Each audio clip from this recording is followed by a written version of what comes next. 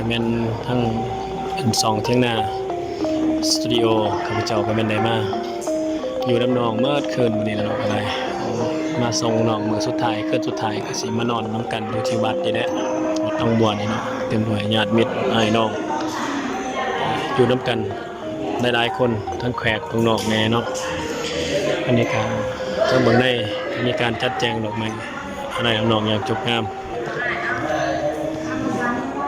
เอาไว้หันก้อนแม่นทางเอื่อยมานี่วอน USA กันไม่ว่างพร้อมมาได้มาเติมแล้วก็จากธนาคารอินโดจีนขอบขอบใจนำละลายผักส่วนว่าสิเป็นทั้งทีมงานดาวทีวีกาลาลา2ทีวีจากกาลาลาเนาะคือเก่าทานเด็กไหนซีวีได้เจ้าแขวงสีกองรวมทั้งละลายผักสวนเนาะที่จัดดอกไม้ก็มีเจ้าภาพเพิ่นพอดีมาจัดดอกไม้ให้เนาะก็สิได้มีเจ้าภาพในใจดีเพิ่นอีกฝ่ายหนึ่งเนาะฝ่ายตกแต่งดอกไม้จัดดอกไม้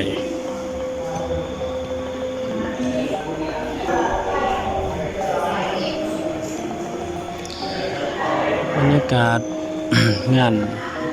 ศพของน้องวันนี้ก็แม่นมี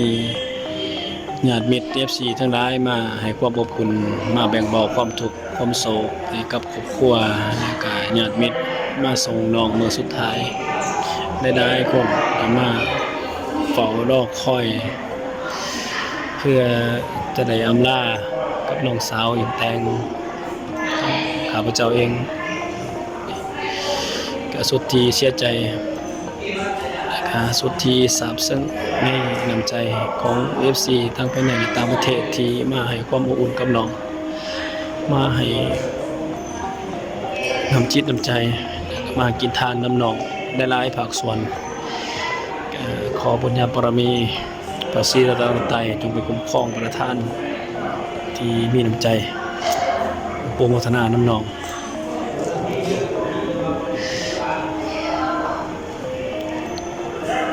ขอให้น้องขึ้นสู่สวรรค์สันฟ้าเป็นภพภูมิที่ดี